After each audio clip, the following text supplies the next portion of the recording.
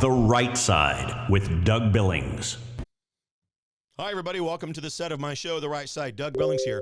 I've got a few bones to pick and a few pet peeves to point out to you today. And this applies to you no matter where you live.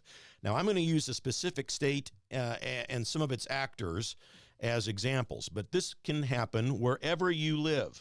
So be aware. We have the great fortune in Kansas to have a supermajority in the House and the Senate. A majority that has waited too long to begin to redistrict. We should have been leading this fight 2 or 3 years ago. But now, because it's election season, all sorts of people jumping on that bandwagon. We are copycatting Missouri and Texas and other states. We should have leaders in there that are forward-thinking enough to look at someone like Sharice Davids, a commie socialist. I'm talking about Kansas. Sharice Davids in Johnson County, Kansas.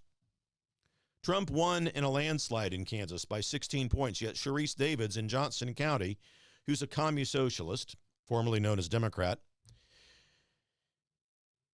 votes with the radical liberal extreme every single time in Washington, D.C. And we have members now in the leadership of the Republican Party who say, well, now's a good time to redistrict. Everybody else is doing it. I guess we ought to do it too. So it's election season. Some of these people want to be governor, and so they begin to speak up and they begin to speak out. We have a couple of other guys. One of them wants to be Secretary of State. One of them is Secretary of State, wants to be governor. They've never admitted to any great degree, nor fought for the fact that we have election integrity issues in this state. But now that it's election season, that's all they talk about, and it's as if they are trying to take some sort of high ground that they simply don't have. One of them even had ballots destroyed that were supposed to be under investigation. I can't say his name because it would be indiscreet. Scott Schwab. And the other guy running for Secretary of State has not, in fact, spoke out against getting rid of the electronic machines. We don't have those kind of problems in Kansas. Pat Proctor. By the way, you should never wear skinny jeans if you're over 40 years old. That's just a pro tip, but I digress.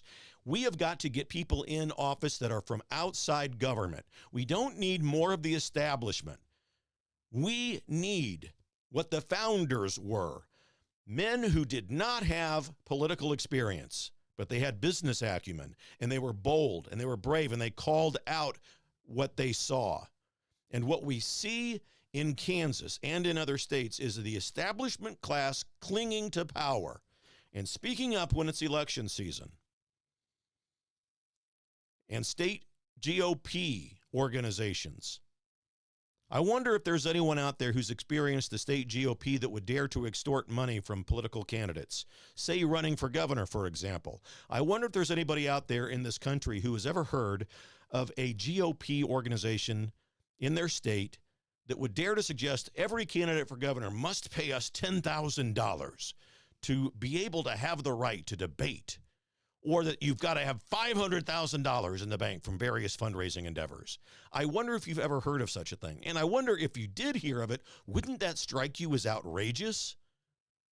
Wouldn't that strike you as a group of people who only want to keep the establishment in place? Wouldn't it strike you as an organization that's immoral, self-centered, and self-serving? I just wonder.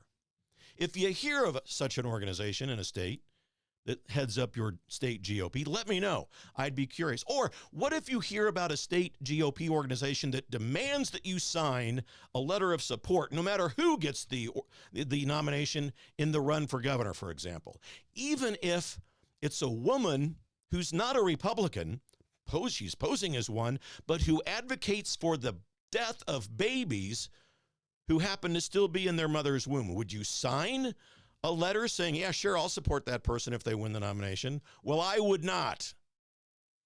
And how dare any of you who hear of this, how dare a state GOP organization would demand as much? We have lost our way, ladies and gentlemen. We need people to be bold, patriotic, God-fearing candidates, political outsiders who are brave enough and bold enough to stand up to whatever they want to throw at you. Speak up, speak out, speak loudly. We're in this together, ladies and gentlemen. Believe it. For the Republic. Cheers.